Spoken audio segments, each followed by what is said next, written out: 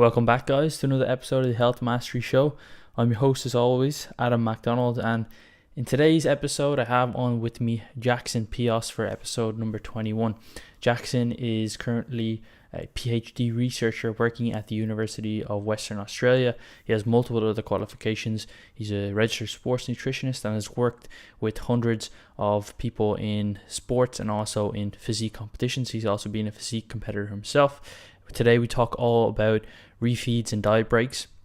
And if you are listening to this show, please do tag us both on social media, specifically on Instagram. You can get Jackon or tag Jackon with at Jackon Peos, Peos, and me, it's at Adam Mac192. And I hope you enjoy the show, but without further ado, let's get into this episode with Jackon Peos. So Jackon, thank you so much for coming on today. Not a problem, man. Happy to be here. So for those who don't know who you are, please introduce yourself. Okay, so I am a PhD candidate in Western Australia in clinical and sports nutrition. In terms of my credentials, I have a double major degree in sports science and exercise and health, and I also have an honours degree in exercise physiology.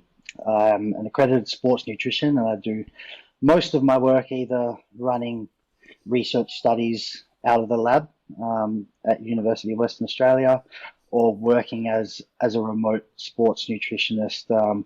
And I've worked with a number of sort of physique athletes in the past and strength athletes, but now I'm starting to gravitate a little more towards the sports athletes. So the combat fighters, the boxers who need to make weight for their fights, football players, rugby players, rowers. They're sort of more of the demographic that I've been working with just recently. In terms of the research that I'm doing at UWA, I predominantly focus on intermittent dieting. So basically that encompasses things like refeeds and diet breaks. And I'm actually running the biggest weight loss study that's ever happened in Australia to date. All the data is completed. I'm actually just putting together the manuscript to get it published. And what we investigated was comparing a traditional dieting approach, which we call continuous energy restriction, which is just basically being in a calorie deficit for every day of the weight loss phase. And we compared that to intermittent energy restriction, where we gave the participants 1 week diet breaks, where we increased their calories up to maintenance. And that happened after every 3 weeks of dieting. And basically we matched the two groups after equal time dieting. And then we compared things like changes in fat mass, fat-free mass, metabolic rate, hormonal parameters, muscle performance. It's a huge study, and I can't wait to get that one published shortly. Yeah, that's very interesting, and I know that you mentioned that you have, or you work with athletes in sports specifically, but you work with JPS Health as well, right? And working with bodybuilders or physique athletes, and you've competed in physique sports yourself, or bodybuilding or men's physique, one of those, right? Yeah, absolutely. So I've done men's physique with both natural bodybuilding and with the IFBB. Nice. And yeah, so today we really wanted to dig into that topic of intermittent dieting, and I guess it's a bit of a new-ish term or strategy. I believe that, like, you back in the day in bodybuilding, like, you know, when in the 80s or 90s, or even more recently, it was more people would follow a specific diet, whether that was a meal plan, and then have like a cheat meal or something like that to boost their metabolism, or this is what it was they believed it was doing. And then I guess when people started to follow macronutrients a bit more and be a bit more flexible, I think at a similar time refeeds became a little bit more popular, single day refeeds, so having increasing carbohydrates for one day, or else doing that for multiple days. But what specifically is the difference between that and intermittent dieting? Yeah, so I'll just go back to a little bit to where you started. So you are correct in that intermittent dieting is relatively new, and I feel like some in the evidence-based community might not agree with that. They might think that sort of it's this tried and true practice that's been around for many years, and the bodybuilders are using cheat days, and then for years everyone's been using sort of 1 or 2 day refeeds each week. But when you actually look at it in a research context, 99% of the research in the intermittent dieting realm has focused on individuals with overweight or obesity and who are sedentary. Now, what that often means is that the diets that they're fed are typically suboptimal for the demands of a physique athlete, for example, low in protein, high in fat, typically sort of not what we'd consider a physique conducive diet. We know they're not weight training, so that has implications for the balance of fat mass and fat-free mass that's lost during dieting. So we're fairly limited in making applications from the body of research that we have in intermittent dieting at the moment, despite everyone thinking that there's so much research behind it. Up until the last 12 months, there was actually no published studies on intermittent dieting, whether that be refeeds or diet breaks in any sort of athlete population. And it's only now that we've just had the double day refeed study published by Bill Campbell's lab and my study with the diet break study, which will be published sometime this year. They're sort of the first two studies that have even looked at this practice in weight training athletes. So yes, it has been around for some time, but there's very little research support for it in the context of athletes. Now, going on to your next point in sort of what's the difference between intermittent dieting being used today versus sort of your binge day bodybuilder, sort of ice cream sundae and 3 cheeseburgers once a week during contest prep. So by definition, intermittent dieting involves a cycling between energy restriction, so a calorie deficit, and energy balance. Now, energy balance just means eating enough to maintain your body weight. So when we look at intermittent dieting protocols in the literature, whether that's refeeds or diet breaks, what we're trying to do is lift their calorie intake for whether 1, 2, 7, 14 days up to their maintenance requirements, or as close to their maintenance requirements as we can get, because we're fairly confident that if a large calorie surplus is established during those diet breaks or refeeds, what's just going to happen is that it's going to be accompanied by an accumulation of body fat that's probably going to outweigh any potential metabolic or hormonal benefits from the refeed or diet break itself, because it's just going to result in either a longer duration weight loss phase or a more severe weight loss phase in the final stages to get to that desired body composition. Yeah, and that makes sense. I mean, with a traditional kind of cheat day, I remember when I was like maybe 15 or so, in the gym, there was this huge bodybuilder, and he used to tell me about this keto diet. That at the week, I maybe it was cyclical ketogenic diet, I think. So not even keto. Now, I don't really know if that even, you're spending half the week not in ketosis because you've eaten so much. But he used to tell me that on the weekends, like, you can eat. He was probably like around 40, and I was literally about 15. He used to tell me that you can whatever you want on the weekends. You can eat beer, chocolate, cakes, and like, and this guy was massive. So like, I just thought that was correct. I don't think I did that. I wasn't old enough to even drink beer at the time, but it sounded pretty interesting. But yeah, so I guess the idea behind at least having some form of surplus of calories to offset or to negate some of the effects of dieting still does make sense. So what do we actually see from continuous energy restriction or just from a purely from a dieting perspective, especially when people are dieting for longer and getting leaner? What are some of the adaptations that we do see that are potentially negative for those who want to maintain maximum muscle? Yeah, so there's a whole host of changes that occur. So I'll just try and group them into sort of broad categories. So on one hand, we have changes in metabolism, and usually what that means is a reduction in our resting energy expenditure. So we burn less calories during rest as we progress through the weight loss phase. It's also accompanied by a decrease in non-activity energy expenditure. non-exercise activity thermogenesis, which is basically just the calories that we burn sort of fidgeting and sort of unconsciously walking around, hopping more, moving more.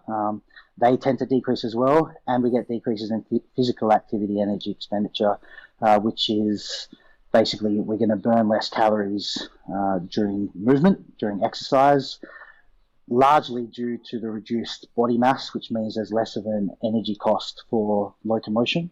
And we get a small decrease in dietary induced thermogenesis purely from consuming less calories and there being a less calorie demand to process what we ingest. So basically all components of what we broadly refer to as metabolism decrease. And what that means is the calorie deficit that was potentially established at week 1 of the diet is not going to be the same magnitude of deficit at week 6 of the diet, because that metabolic adaptation has taken place. We also see changes in hormonal profiles, and the ones that I like to focus on most is the appetite regulating hormones, because I feel like they're the most significant sort of influences of weight loss success in reality. So the ones that I like to refer to most is leptin, ghrelin, and PYY. Leptin and PYY are satiety hormones, so they regulate satiety. When we have high levels of them, we're more satiated. And ghrelin is a hunger hormone, so when we have more of it, we feel more hungry. And as we progress through a diet, usually what we see is we see a decrease in circulating concentrations of leptin and PYY. After all, leptin is produced primarily from fat cells, so we have less fat cells, we're going to produce less leptin.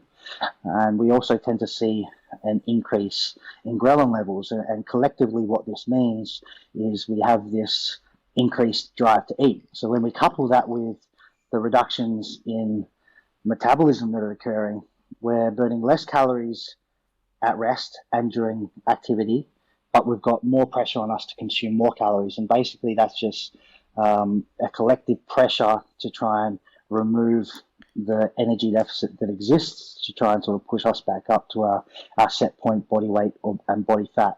Now, obviously, in lean participants, in physique competitors and guys like that, you get some unique adaptations that sort of aren't really going to apply unless you're sub sort of 10% body fat for a male. And what they include is losses of fat-free mass, obviously performance impairments, and that's one of the reasons why we're fairly limited in making applications from the intermittent dieting research in overweight and obesity, was just because they're not weight training, and we have no idea what's happening to the performance during that time. And that was one of the reasons why I wanted to examine performance in one of my recent studies, and without giving too much away, just with 7-day diet break, it does look like we're starting to see a fairly significant uptrend in muscle endurance performance, at least in the quadriceps and hamstrings. Strength performance seems to be less significant, and it doesn't seem to be as receptive to the increase in calories. And then just finally, obviously, we have the psychological adaptations that occur during weight loss, and largely I think they're due to sort of the changes in the appetite regulating hormones that are sort of giving us sort of these more recurrent hunger urges, and we have this pressure to battle these hunger urges, and what that's essentially resulting in is more disruption to the person. And in one of my recent studies, which hasn't been published yet, that has been supported by we measured irritability and alertness during the interventions and during the diet break, and what we actually see is this increase in irritability and decrease in alertness that accumulates during the weight loss phase. But once you give them a diet break, alertness starts to improve, irritability starts to drop, which tells me that sort of these negative psychological effects are mostly as a result of just having to battle these constant hunger urges all the time.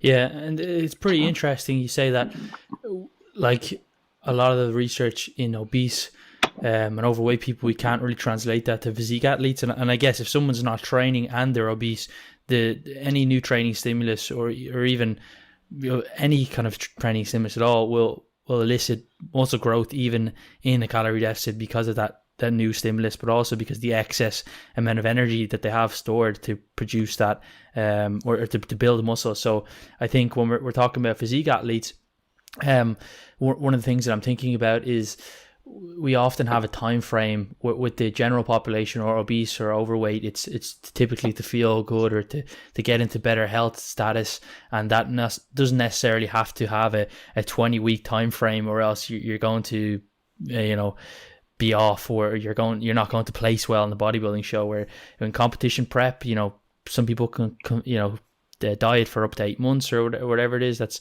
I think, how long I dieted for. But people have to factor in that if you're not going to be in a calorie deficit, right, is that going to offset the progress that it could potentially make within that same period of time? Yeah, it's a good point.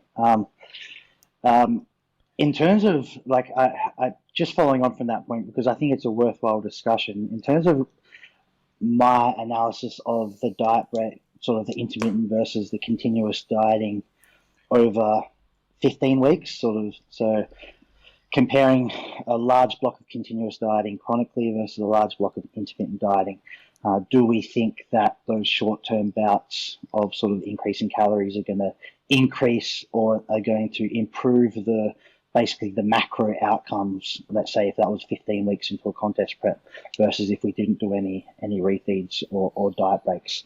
I'm unsure, looking at the results of my data. So when we look at measurement immediately before and immediately after the diet break, so taken at day 0 and day 7 of the diet break, what we're actually seeing is increases in fat-free mass, increases in resting energy expenditure, increases in muscle endurance, reduced drive to eat, decreased irritability, increased alertness, like all really, really positive things that if you looked at that in isolation, you'd say, oh my gosh, intermittent dieting is going to be so much better on the end result compared to continuous dieting. But when I map that out over 15 weeks, it just doesn't look like those differences, although they're increasing from day 0 to they're changing from day 0 to day 7. It seems to me that once the calorie deficit is reestablished after the diet break, they tend to sort of resort back to where they were really quite quickly. And when I map it over 15 weeks, comparing it to continuous dieting, the results, sort of the macro, the end results, just aren't that different and aren't as exciting as when we just look at the acute data. Yeah, and I guess it's probably unfair to say, well, if I'm going to do a contest prep for, let's say 20 weeks, because 16 or 12 maybe a bit short, but let's say 20 weeks, it would be unfair to say, let's compare continuous energy restriction to a contest prep or a dieting phase that also has a couple of weeks thrown in there where you're essentially not making any fat loss progress. So what would be... what is the protocol that you guys looked at? Is it a 1 week diet, 1 week surplus, or 1 week diet, 1 week back at maintenance, or do you do this cyclically in a month-based style, every 5 weeks, every 6 weeks? Yep. So we did. So the intermittent group had to accumulate 12 deficit weeks, but they had a 1 week diet break after every 3 weeks of dieting. So it was basically 3 on, 1 off, 3 on, 1 off, 3 on, 1 off. That makes sense. And then you compare that to a continuous dieting group who just got no breaks. They just did 0 to 12 straight up. So yes, the intermittent group had to technically diet for longer because they had the diet breaks through, and it meant their intervention was 15 weeks long, but they accumulated the same number of dieting weeks.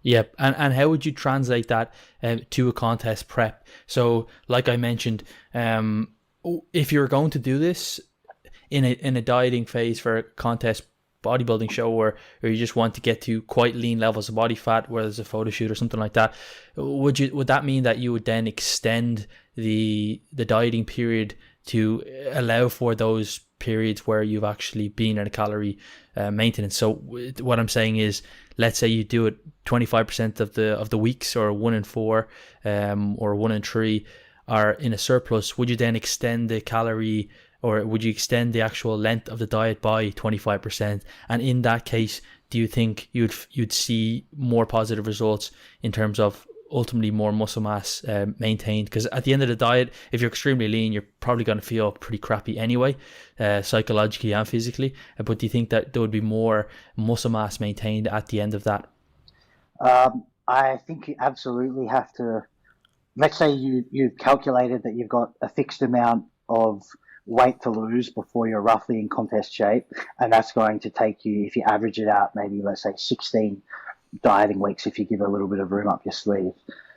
You will then have to additionally put on top the diet break week. So if you wanted to do 16, if you needed to lose a certain amount of weight in 16 weeks to be contest ready, and you wanted to do 4 diet breaks, you by definition you'd want to be doing a 20-week prep, because I think I can almost say with complete conviction that the diet breaks aren't going to speed up the fat loss in like consecutive weeks. Like, it's not going to make you be able to achieve the same results in less dieting time, if that makes sense. Gotcha. Yeah. Yeah, so I think you absolutely have to add the diet breaks in addition to however many deficit weeks you need to accumulate the desired sort of body fat loss or body weight loss. But in terms of, do I think it's going to lead to greater fat-free mass at the end of the prep? All I've got to go on is my data that I have, and like, without sort of blowing smoke, it was a really well-controlled study. We had 61 participants, basically 30 in each group who started the study. We monitored them very, very closely. They were an athlete population where adherence is typically quite good compared to overweight population. So I have relative trust in sort of the self-reporting data in terms of calorie intake and things like that. These were all experienced guys with use of MyFitnessPal and things like that. But when I compare it to the continuous energy restriction, the fat-free mass differences are extremely underwhelming. So I would basically say, if what I am confident in is that the diet breaks do provide psychological relief. So in terms of whether making the decision whether you should use diet breaks or refeeds or not, I would ask yourself, which is the better option? Either dieting for a shorter amount of time and potentially having more psychological disturbance, or dieting for a greater amount of time but potentially sort of it being a little bit easier during that time. So if you've got time up your sleeve, maybe most of you would say, okay, well, I'd rather sort of feel a little bit better during my diet. I'll cop the extra 4 or 5 weeks. But if you just sort of want to get in and get out in the minimum amount of time and sort of then get back to massing or off season, whatever you want to do, then I'd probably suggest just going with the continuous energy restriction. Yeah, that makes a lot of sense.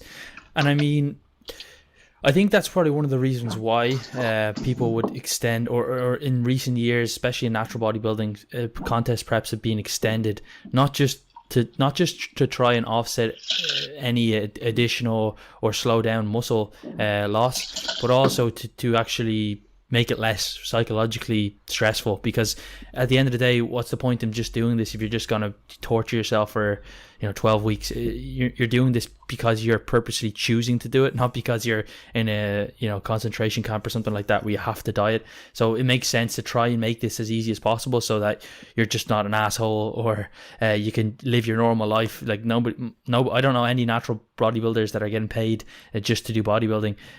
So I think that makes total sense.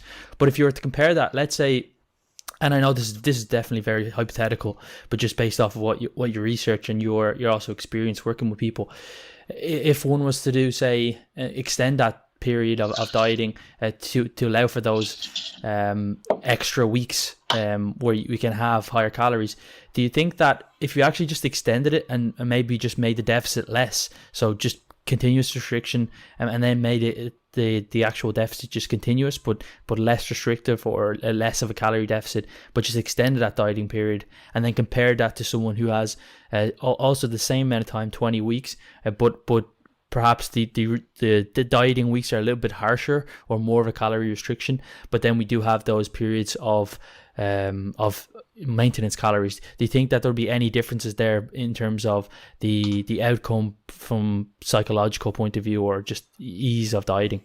I think yes, to a point. Like when we look at the research on rates of weight loss during dieting, there's been a number of studies which have shown inferior outcomes using a faster rate of weight loss per week compared to a slower rate of weight loss per week. But like I said, it's up to a point. So generally what I recommend is between 0.5 to 1% of your body weight losses per week during the dieting phase. And that would apply to a prep as well. You go a little bit faster at the start, so closer to that 1% of your body weight per week at the start, because you've got that protective effect of body fat at that point, where you're just not really at any risk of sort of significant hormonal alterations or losses of fat-free mass. And then as you sort of accumulate the body fat losses, you start slowing down your week-to-week target of weekly weight loss. But if we say, okay, let's say they were under normal conditions dieting themselves away at sort of 0.6% body weight losses per week, and then you propose that, hang on a minute, how about if we slow things down? We have to diet a little bit longer, but the rate of weight loss will be slower, and will there potentially be sort of positive effects of that? I'm unsure. I would say probably no. I'd say if you went below 0.5% body weight losses per week, you're just going to have to diet so damn long to get anywhere. And one of the biggest motivators when you look at sort of research on obese and overweight individuals in weight loss studies, one of the biggest motivators for them is seeing week-to-week movements in scale weight, which is why in previously very low energy diets for people with obesity have been so effective. So these are massive calorie deficits, but because they see these massive changes on the scale each week, it sort of drives their motivation for compliance, and they tend to be more effective than giving someone with overweight or obesity a slower rate of weight loss, where they typically they diet for 4 weeks, they still have to exert some restraint, and then after the 4 weeks they can't really see any changes, and then they sort of fall off the plan. So if we contrast that to what you are proposing, if you go below 0.5% of your body weight losses per week, I just think you're still going to feel the negative consequences of an energy deficit and being lower than your set point body fat.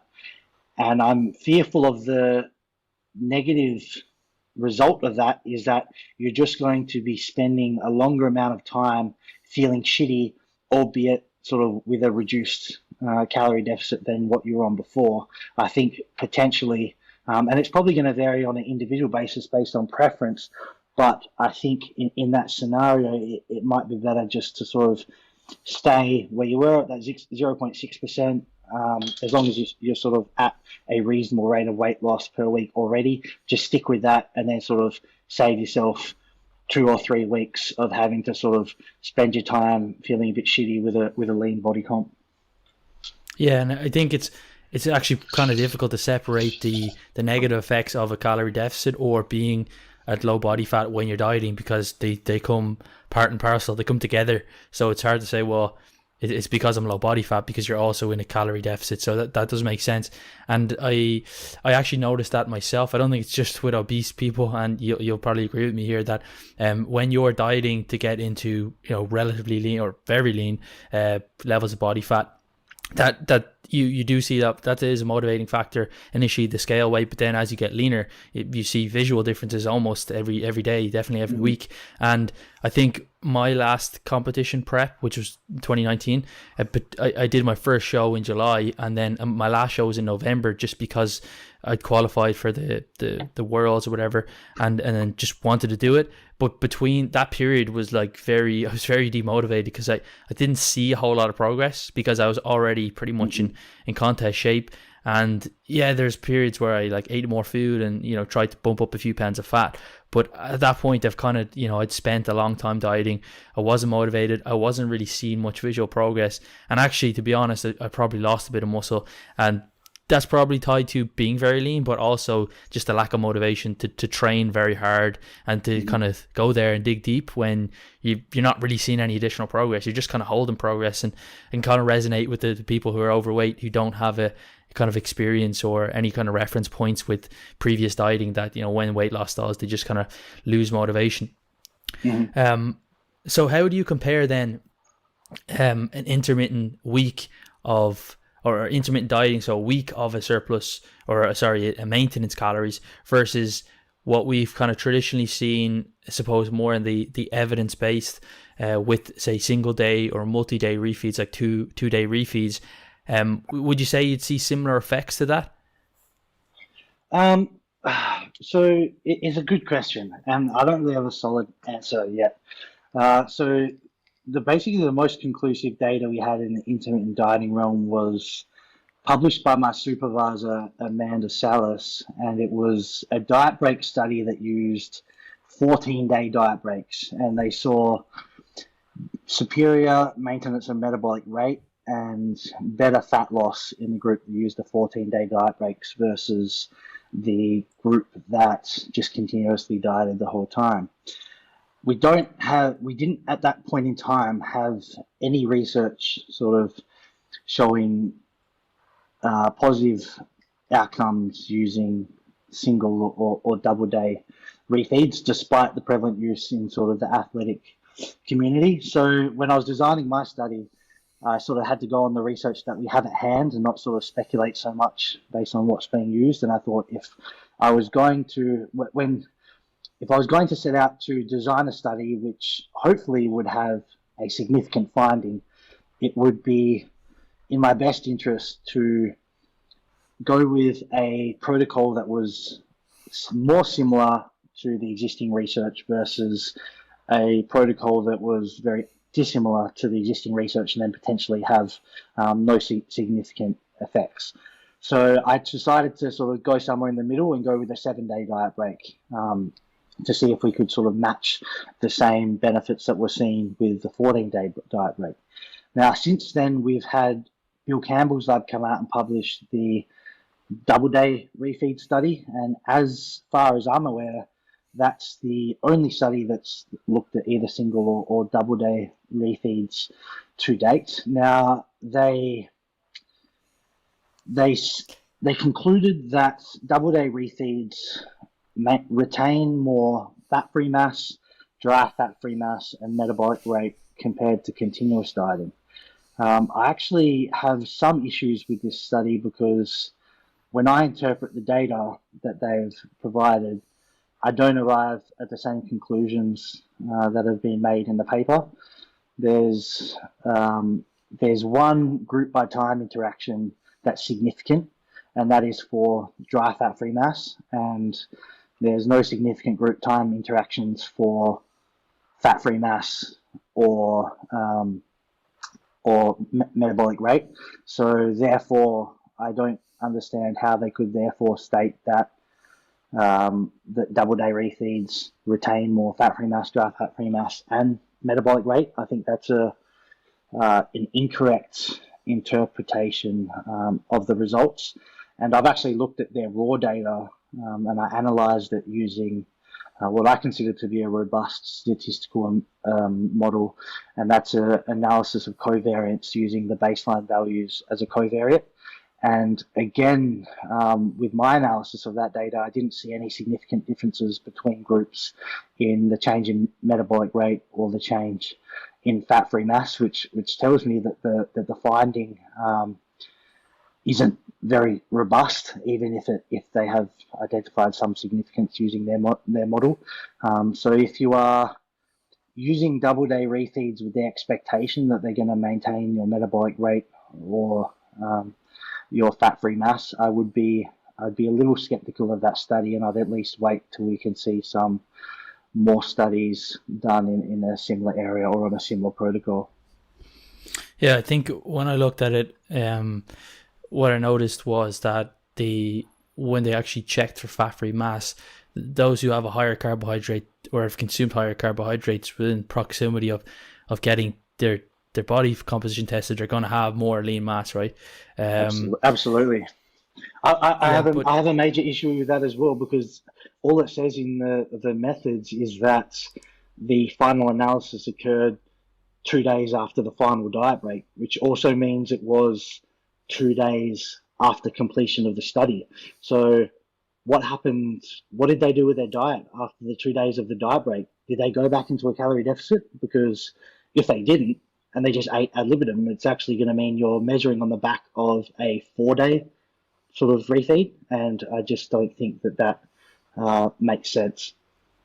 mm, yeah, but I think in practical terms, though, nonetheless, I've done multiple competition preps, and I know that, and like you mentioned, we have a bit more robust information on how it affects us psychologically. And I think for myself and working with clients who've done preps, that regardless if it's going to maintain or it's going to lead to maintenance of more lean muscle mass at the end of the day, I think that some form of refeed or increasing calories is going to be beneficial for just overall psychological effect. Having, not feeling like you're digging for 20 weeks or 16 weeks, but at least saying, okay, well, I've got 3 more days that are pretty tough, but on Saturday I can go and have a meal with my family or my girlfriend or whatever that's like double the carbohydrates, or I'm not going to feel like crap for at least 2 days or something like that. What are your thoughts about that? Yeah, I agree with that absolutely completely. So what would your practical applications then be from what you've researched now? If you were to set up a prep for somebody, would you be hesitant, or would this be something that you would immediately implement, extending that diet, adding in multiple days or even up to a week of maintenance calories, and in order to get them into the best shape possible? What would your thoughts be, and how would you practically apply this? Yeah, so I'm far more hesitant about prescribing diet breaks and refeeds than I was sort of 6 months ago. Once I've had a good analysis of the data for my study. So in terms of whether I'll prescribe them or not, one of the findings for my diet break study was that it seems to be that using diet breaks suppresses overall hunger during the total intervention. And that was shown by not only reduced hunger, but increases in scores for satisfaction, fullness, and a decrease in drive to eat. So what that tells me is that intermittent dieting, if you're sort of using refeeds quite regularly, it might be an adherence tool because you're not going to be getting as severe hunger urges that are sort of threatening your ability to stay on plan. And you contrast that to continuous dieting, it looks like it becomes a lot more difficult to manage hunger because it's just sort of really starting to push up quite high. So in terms of whether I'd prescribe it or not, I would ask my clients whether they would prefer to diet a little bit shorter but potentially have higher hunger during that time, or diet for a little bit longer but have more manageable hunger, greater fullness, greater satiety during the protocol. And sometimes clients will be like, yeah, I just really don't want to feel as hungry. I'll take the extra 4 weeks. Some people just say, okay, I just want to get in and out. I can deal with the hunger. I just want to get it done, get the weight off. And so it seems to be a sort of a divergent opinion based on what clients prefer.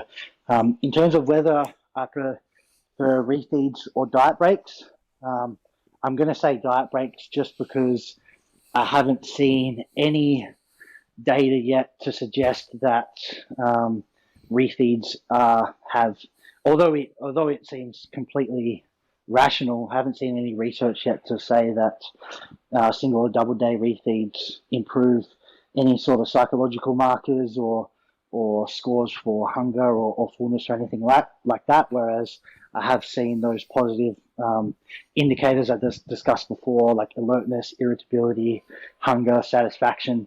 Those things tend to be improved using 7-day diet breaks. So at the moment, I'm using 7-day diet breaks more often than refeeds. In some contest prep competitors, physique athletes, when we don't have a lot of time up our sleeve, So let's say we're 6, 7, 8 weeks out, and we don't have the luxury of sort of going into 7 days of energy balance, then I'll sort of default to 1 or 2 day refeeds, depending on what sort of condition we're in. Sure, and that kind of leads us into a good segue into something else that you're working on that we talked about off air. But before we do, I just have a quick question for you. This is something I've thought about before, and you mentioned to me before we start hitting record that you've experience with say natural bodybuilding, but also IFBB bodybuilding. Do you think that let's say in assisted bodybuilding, so those that use like anabolics, that dieting is any different other than perhaps more maintenance or even growth of lean mass or muscle mass? But I've heard, just, and this is anecdotally, I've heard bodybuilders who are say assisted tell me, oh, it's harder to diet when you're using anabolics, and it just thrown out there, just complete anecdote. Do you think that that there's any truth to that it's actually more difficult to diet when you're using anabolics? Would we see any differences here? The psychological aspect, I assume, would be almost identical, if not the same. But what are your thoughts on that? Yeah, that's a tough one. I don't know. I'm just trying to think logically. Like, I can assume that potentially using, like, we know that anabolic steroid abuse is associated with substantial psychological disruption when sort of hormones get out of balance, things like more irritability, less focus, poor sleep, not being able, like insomnia and things like that. I just wonder if it's not actually a byproduct of the dieting itself while being on anabolics. It's more so just being on sort of the highest doses of anabolics, which people typically use leading into a contest prep. I just wonder if some of that is sort of exaggerating the negative outcomes of the dieting that they think is happening. But on the other hand, I actually think that the dieting could in many ways be easier using anabolics, because like we've just been talking about intermittent dieting, and the principles or some of the objectives of intermittent dieting, like using refeeds and diet breaks, is to cause or to reverse the suppression of metabolic rate, to hopefully preserve fat-free mass, to improve hormonal markers like free T3, IGF, things like that, which have positive effects on lean mass and metabolism. And we know that enhanced bodybuilders are using things that can artificially maintain metabolism and can artificially maintain levels of thyroid, levels of IGF, levels of testosterone, and sort of subsequent fat-free mass. So it seems to me, like, just thinking broadly about it, that enhanced bodybuilders have less challenges to face than natural bodybuilders. Yeah, it does make a lot of sense, and I get the psychological impacts of actually taking certain hormones themselves. On a side note, I about 7 years ago, I used to work in a supermarket part-time when I was doing my undergraduate, and this guy, he was studying pharmacology, and he just got into weightlifting but decided to start using Trenbolone as well. And when you work in a supermarket, you get a lot of people asking you, like, why did you move the jam from this aisle to the other aisle when it actually hadn't moved, and things like old dottery women, asking you, they have dementia onset, etc.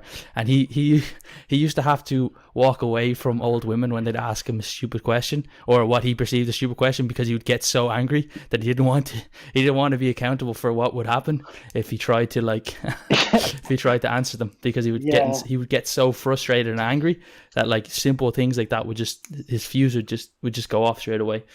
Yeah, that's a good point, and I think definitely talking, if you're using those what we'll call more severe side effect compounds, I think we can confidently say that the potential for negative psychological disruption there is enhanced greatly, and those sort of compounds, usually the ones with the most side effects are the ones that people are they have also the most positive effects to a contest prep, and usually that's sort of mostly when they're used, not in in the off season as much because you sort of want to give your body a rest and things like that. So I just wonder if this reported more difficulty during dieting for enhanced guys is just a byproduct of sort of the compounds that they're using and the greater side effects that are accumulating. Yeah, I guess it's difficult for someone to say to you, "Oh, dieting as a an assisted bodybuilder is more difficult," but at the same time, the main difference is that they've started using like trenbolone, which like causes them not to be able to sleep and sweat in the night and get really aggressive. So, but moving on to the topic, we mentioned a bit about some of the work you're doing on satiety and effect on calorie density foods and how that will affect ad litem dieting. So. Can you give us a little bit of insight into that, and then perhaps how we can apply that to somebody who's going through a dieting phase? Yeah, so I think that hunger management strategies is a hugely underrated area of research and certainly underappreciated and underused. So I usually, if we're talking the evidence-based scene or sort of talking to fellow physique athletes, when we're discussing satiety strategies, usually where most physique athletes will go is basically, high protein diet, you want a high protein diet. But during my last sort of analysis of the satiety research over the last 12 months, it's actually quite clear that a high protein diet is just nowhere near as satiating as a low energy dense diet. So low energy dense diet basically means foods that have a large food weight for a small amount of calories. So things like broccoli, egg whites, rock melon, things of that nature, where you can sort of get a large amount of volume with a small amount of calories. So I think when we're in the satiety discussions, if we're talking about a satiety hierarchy, a diet consisting of lots of low energy dense foods, which are predominantly fruits and vegetables, a diet high in those will be far more satiating than sort of just chucking on an extra chicken breast to your already probably higher protein diet. I think that's one of the mistakes a lot of physique athletes make during contest prep. If they're managing their own diet and hunger is higher, they might already be on sort of 2 grams of protein per kilo. Hunger's higher because they're in a deficit and body fat's low, and they think, how can I make this diet a little bit easier? They increase their protein further, which is not going to enhance anabolism any further. And then it's also sort of compromising your ability to consume carbohydrates, and specifically low energy dense forms of carbohydrates are actually more satiating than protein itself on a gram per gram basis. So I think when trying to manage hunger, there should be more emphasis placed on increasing fruits and vegetables in the diet and other low energy dense foods as opposed to increasing protein. Just for a bit of context, my last diet phase that I did getting ready for my boxing fight, I would eat 2 carrots before 3 of my meals per day. And a large carrot has like 20 calories. And that takes a large chunk of stomach volume for 40 calories. And I just anecdotally, I've noticed substantial increases in satiety on a per meal basis. Other satiety strategies that I think are extremely important and sometimes forgotten is liquids versus solid foods. Like I know most physique competitors, specific the ones that are sort of just getting into the game for the sort of in their first couple of years or their first few shows, they'll still use protein shakes during their contest prep. And the research is extremely clear that liquids are far less satiating than solids, even if calories are matched. There's actually a really cool study which tested the effects of satiety on eating a whole chicken breast versus drinking the chicken breast blended with water. Now, you would think, okay, with the extra water, that's going to increase stomach volume, so surely that would mean that the drinking the blended chicken breast would be more satiating. It was actually the opposite, and eating sort of the chicken breast was more satiating. So it appears that there was some sort of what I think is increased exposure to the oral cavity as you're chewing, but there seems to be some sort of signal between chewing and mechanically ingesting the foods that sort of has a downstream effect on sort of the brain signaling and the satiety satiety response that ensues. So if hunger's high, I certainly wouldn't be allocating calories towards liquids. Another really good one is, and this is certainly underrated, is the viscosity of foods. So basically, how thick or how liquidy foods are. And just for one study, for example, they took a pudding and they thickened it. So I don't know how they did it, but they basically added air and whipped it, and it increased the volume of the pudding, and it was thicker. And they gave it to the participants, and all participants reported greater satiety when they had the more thickened version. And that's been replicated in other studies, which used thickened milkshakes and thickened yogurts and things like that. So I've trialed things like yogurts before. That I think they're a fantastic satiety food because they're highly viscous, quite thick, and they tend to have an extremely good satiety response. And obviously, tying on from the energy dense sort of argument, if hunger's high, you just don't want to be having a high fat intake. On a per gram basis, fat is far less satiating than carbohydrates or protein. And I think that this is a misconception because people report lower hunger on the ketogenic diet, but that's actually a byproduct of no carbohydrates resulting in ketone production, and the ketones are the things that are suppressing the appetite. So that people are then assuming that dietary fats are effective for suppressing appetite, but that only occurs if you're in ketosis, not if you're having a decent amount of carbohydrates in the diet. So if you're trying to manage hunger, dietary fat should be very low, so don't be sort of adding avocado to your meals and adding unnecessary olive oil, assuming you're in a dieting phase and hunger is becoming a challenge.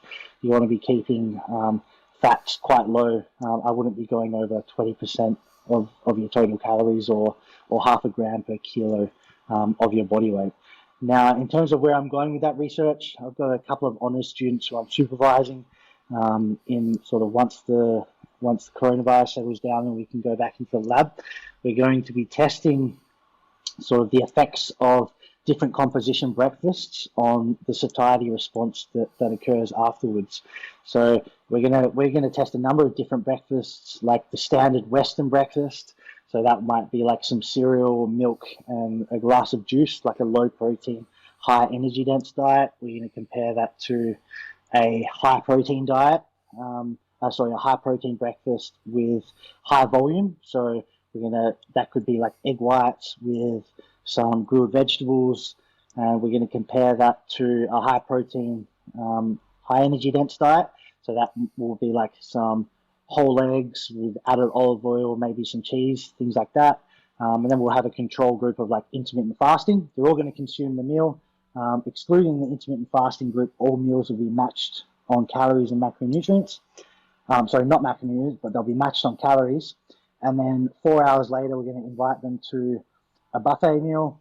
And we're just going to say, thank you for joining the study. As a thank you, we're going to give you a buffet meal to have. And then we're secretly going to monitor sort of what foods they consume, how many calories they consume, to see if we can tighten up the prescription and the recommendations for what people should be having at breakfast time to sort of help with the prevention of obesity and long-term weight gain. Yeah, you've just ruined your blind control study there by announcing it. But hopefully nobody listens though. But it is interesting that what you've said about the intake of say higher or lower calorie dense foods like fruits and vegetables, and that's what people who perhaps don't necessarily understand nutrition that much think, that they just associate fruits and vegetables with weight loss. What it is actually true that you know, if you eat more fruits and vegetables, you probably will be in a calorie deficit if you hadn't had much before. It's not necessarily because of the actual food groups themselves, but the properties that are contained within those groups. So low calorie density, because I remember towards the end of my prep, and I almost puke in my mouth when I think of it now, but I used to make protein fluff with it was basically frozen strawberries, whey protein, or casein protein, some quark, and then also ice and xanthan gum, and just like put it in an electric whisk, and just leave it for like 10 minutes, and it would be literally about 2 kilos of less than 200 calories, and a lot of food, and like that, quote unquote, isn't necessarily healthy, because there's like, what people would think, there's artificial sweeteners. Not that I have any issue with them, but it's not fruits and vegetables. So it's just, it's interesting that, or I guess people just think that fruits and vegetables equal weight loss, but it's more so seeking out foods that have those properties of low calorie density, high viscosity, which isn't necessarily always fruits and vegetables. That doesn't mean I'm trying to tell people not to eat them, but it's just that there's other ways to get there, and you become a lot more creative when you actually are faced with those problems at the end of like a contest prep. Absolutely. So Jackson, thank you so much for coming on. Where can people find more about you? Yeah, the best place to get me is on Instagram, just at Jackon Peos. So anything I'm doing with regards to training, research, client stuff, that'll all be pumped through my Instagram. For the more nerdy people, you can hit me up on ResearchGate, just searching my name, and you'll be able to keep track with purely just what's going on at my lab and what's going on with my research and latest publications. All right, so I hope you enjoyed that episode with Jackson. As you probably know now, that there's not a whole lot of research on actual refeeds or even diet breaks within the context of people who are looking to improve body composition. Speaking for myself, I know that refeeds or even diet breaks are something that I have done in the past and certainly will do with clients and also with myself, just purely for that psychological point of view. If you're thinking about a long-term diet or even a short enough diet where there's a couple of weeks involved, it's often easier when you feel like there's a day at the end of the week, or 2 days at the end of the week, or a week every couple of months or so, where you just don't have to diet anymore. You're just in a calorie maintenance phase, or perhaps even a slight surplus, just to kind of get your bearings back, give you that motivation to then go back in and start pushing further to get leaner. So without these diet breaks, without these refeeds, essentially you're just going to be dieting non-stop. And yes, you might get the same results by just dieting non-stop without any refeeds or any diet breaks, but is that something that you're going to be able to sustain, or is it something that you're going to enjoy over a long period of time if you're doing something like a contest prep? So it's always important to think about this in context of what we already know and what other information is available. But if you do have any other questions for us, please do reach out to us. Jackson has already given some of his details. You can get them in the show notes, and you can always reach me. My details are in the show notes as well. But until next time, have a great weekend, or whenever you're listening to this show.